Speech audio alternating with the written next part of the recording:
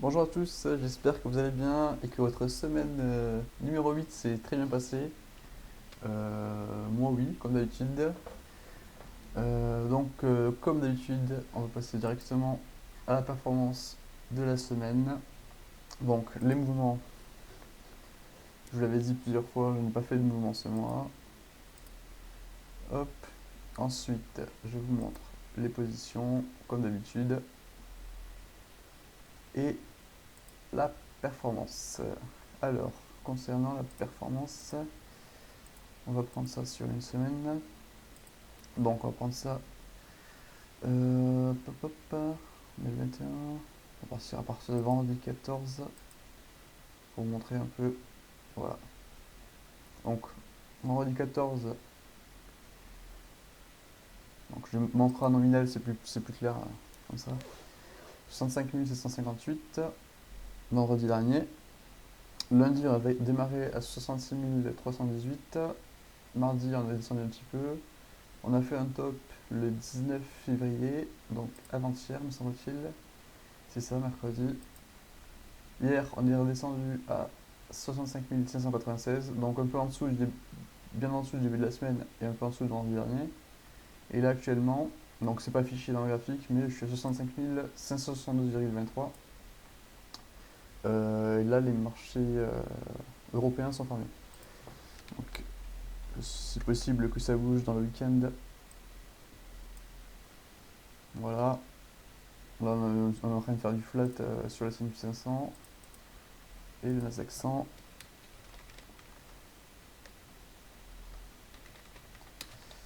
Sinon, tac, voilà, ça va bouger un peu d'ici lundi, mais pas non plus exceptionnellement.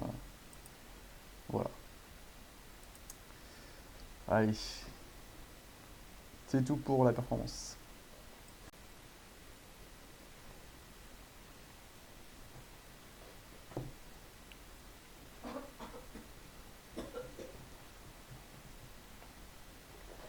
Qu'est-ce que tu veux? Oui.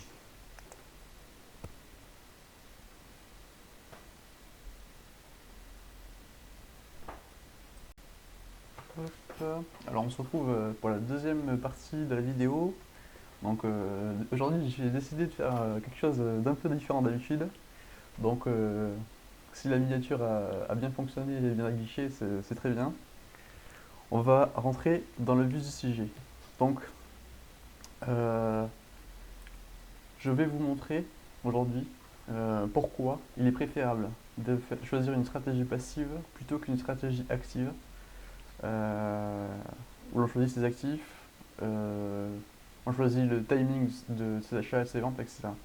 Donc première chose que je vais vous montrer, c'est une étude de l'AMF sur le Forex et le CFD. Donc le Forex c'est le marché des devises et les CFD c'est les contrats de, de long et de short. Voilà. Donc, étude des résultats des investisseurs particuliers sur le trading de CFD et des Forex en France. Donc, on parle uniquement aujourd'hui de la France. Donc, je vous laisse lire la phrase. Bon, je vais quand même la lire parce que c'est assez rigolo. L'autorité des marchés financiers, particulièrement alarmée par le nombre de plaintes reçues de clients séduits par le trading sur CFD et Forex et ayant finalement perdu des sommes importantes, a lancé une étude chiffrée visant à déterminer quels sont les résultats d'un large panel d'investisseurs particuliers sur ces instruments financiers. Sur une longue période d'observation de 4 ans, il apparaît que près de 9 clients sur 10 sont perdants. Cette étude confirme donc le niveau de risque extrêmement élevé des instruments financiers peu adaptés à la grande majorité des investisseurs particuliers. Donc la messe est dite, j'ai envie de dire. On va quand même regarder vite fait le contenu du rapport. Donc je vous mettrai tous les liens en description si vous voulez vérifier tout ce que je dis. Euh, alors, est-ce que je vais vraiment... Ah, c'est assez dense quand même, hein, je sais pas. Donc le petit tableau 1, en 2009. Pourcentage des clients perdants, 84,2%. Donc c'est stable dans le temps, on dirait. On dirait que ça oscille à 80%, 85%. Donc voilà, le conseil sans appel, n'essayez pas de faire de trading sur le forex ou ou déjà si vous n'avez pas de PEA, si vous n'avez pas de CTO, ou vous avez une grande partie de votre patrimoine qui est placé en ETF, c'est même pas la peine d'y penser, quoi. Voilà. Bon, je vous laisserai regarder ça de votre côté. C'est assez succulent. Maintenant, on va déterminer, est-ce que vous êtes un babouin? Alors ça, c'est une question intéressante. Donc, je vous partage un ouvrage que j'ai découvert il y a de cela quelques années. Donc, je ne l'ai pas lu, mais je connais le contenu. J'ai lu des synthèses et des résumés de ce livre. Donc, on va traduire ça en français. Traduire, histoire que ça. Donc, le sujet du livre, c'est le sujet les marchés boursiers. Et en fait, il a popularisé l'hypothèse de la marche aléatoire. En gros, le postulat qui est défendu dans le livre, c'est on ne peut pas systématiquement surpasser les moyennes de marché. Et ça, c'est démontré de manière empirique et également de manière académique. Je vous montrerai après les études. Donc, il est fréquemment cité sur ceux qui sont en faveur de l'hypothèse de l'efficience des marchés. Donc ça, c'est vrai. Et en gros, il dit que l'analyse technique et l'analyse fondamentale, à la lumière des recherches, des études et des recherches universitaires de ces méthodes, car cette analyse délayée, il note les défauts importants dans les deux techniques, concluant que pour la plupart des investisseurs suivant ces méthodes, produira des résultats inférieurs par rapport aux stratégies passives. Donc voilà.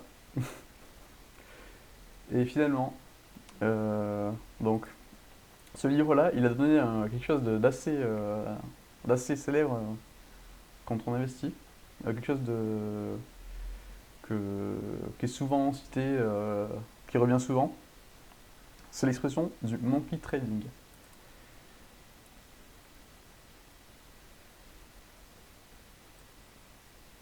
Voilà. Il écrit une phrase de une célèbre: un singe aux yeux bandés, lançant des fléchettes sur un registre d'actions, pourrait sélectionner un portefeuille qui ferait aussi bien qu'un autre sélectionné par des experts.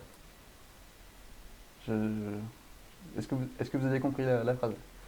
Donc, également, toutes ces sources, je vous les mettrai en description.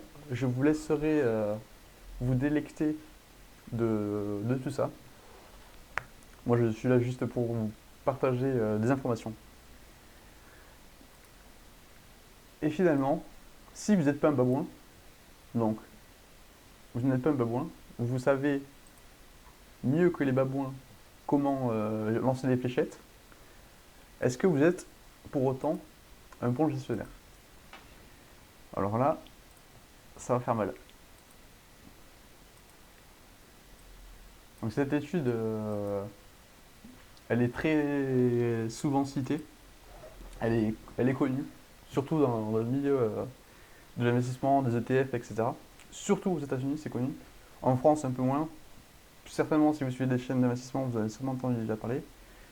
Cette étude, elle, elle classifie le nombre de fonds gérés activement par rapport au nombre de fonds gérés passivement qui surperforment l'autre. Donc, au bout d'un an, on prend l'indice S&P 500 et les indices larges. Donc, déjà, la première année, il y a problème. 42% des fonds seulement ont surperformé l'indice de référence, donc le marché. Ça veut dire que les gestionnaires actifs font moins bien que le marché, au bout d'un an. Mais on va voir, c'est pas sur une année, c'est pas significatif. Sur 3 ans, 13% seulement des fonds gérés activement surperforment le marché.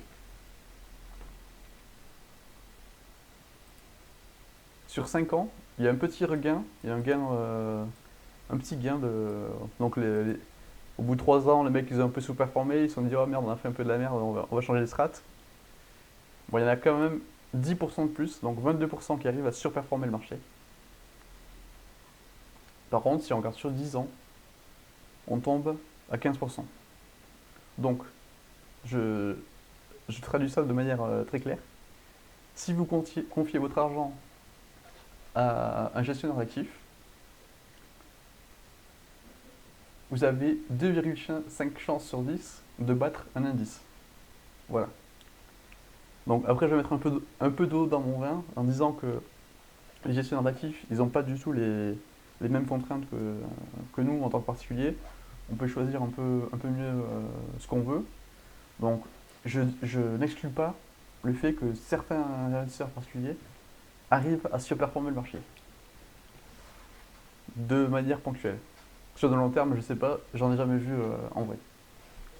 En tout cas, ouvertement affiché. À part quelques exceptions, mais les investisseurs les plus connus de la planète, quoi. Après, si vous voulez aller voir plus loin, il y a aussi les mêmes études qui sont réalisées pour tous les pays. Donc je remonte rapidement Canada, au bout de 10 ans, oula, c'est catastrophique là. Mexico, voilà, pareil. Brésil, pareil. Chili, pareil, c'est la mer Noire. Europe, également. Bon voilà, enfin, vous avez compris. Je vous mettrai aussi le lien en description. Vous irez voir ça de vous-même. Donc, lump sum with- non, ça, je ferai ça mérite une vidéo à part entière, je pense. Je ferai une vidéo. Donc, compte tenu de toutes ces considérations, je vous invite sérieusement à, à vous renseigner. Déjà, commencer par les lire si vous n'êtes pas convaincu. Parce que je vous dis, d'ailleurs, moi, je me contrefous de ce que vous faites. Vous faites ce que vous voulez. Mais je vous invite quand même à vous renseigner un minimum. Et sur ce, je vous dis excellente semaine numéro 9 et je vous dis un excellent week-end et à bientôt. Salut!